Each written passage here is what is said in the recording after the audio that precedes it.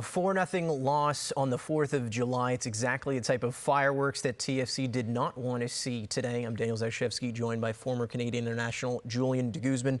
Julian, that's a 4th loss in a row for TFC and is 7 points out of a possible 30 in their last 10 matches. After what we saw tonight from the team, where do they even go from here? Yeah, very, very difficult to obviously witness this, and I think we've seen this play out in the past couple of years, for TFC to fall in this type of hole. But what I would say is, the season for me, there's no way of saving it. Whether you bring in a new coach, whether you bring in any new players at this point, it's pretty much a write-off in my eyes.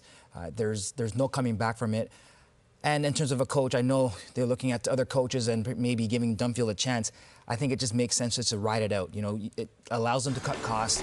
It allows them to now interview other potential coaches to come in and take their time to do the due diligence and then find the right person. But again, I don't think it's even now the coach we're talking about. I think it's a bigger picture than just having a coach. I think this is an organization as a whole. This is Bill Manning. This is MLSE. This needs to be a proper reset. For the next 12 games that's left in the season, they got Leagues Cup as well. Allow Terry Dunfield to ride it out. And what I like about what Terry Dunfield has been doing, he's taking risks with young players. This is the only way we're going to see anything positive come out of this. They need to have these guys come in with hunger.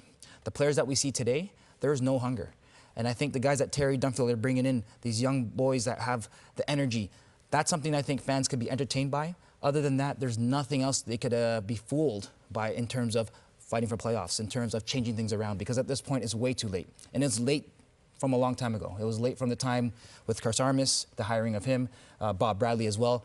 I don't think the organization has done the great job in terms of finding the right type of coach that would match or create a culture in this organization. Now, before this, the search for a coach also included the right coach to match the 2 designated players that they have brought in. One of those designated players tonight, and Bernardeschi, got sent off for a red card where you certainly know he would have wanted to take that back with the moment that it occurred there.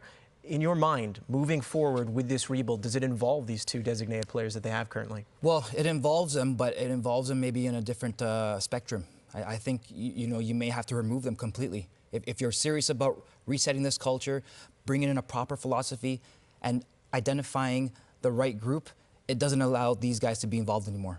These are the people that have been ruining the club, ruining soccer in this country for a very long time by bringing in people who do not care and paying them big money for it. It's time to start diving into their roots. There's a lot of young talent out there, but they need the right people around that. And it's not DPs. So at this point, I think hiring DPs, the fans are well more educated today. It's not about bringing in a big name and signing the big contracts and allowing the fans to come to the game. No, they don't care about that anymore. Canada has been to a World Cup. There's plenty of talent out there from not just a grassroots, but also on a professional level. Allow these type of players to come in and really rebuild this culture, because there is a core group of players there that currently exists on TFC, and just build around that. But around these DPs, I'm absolutely not sold by them anymore. Well, TFC are winless now in their last 7, and that is the 6th time that has happened in the last 3 years of the club.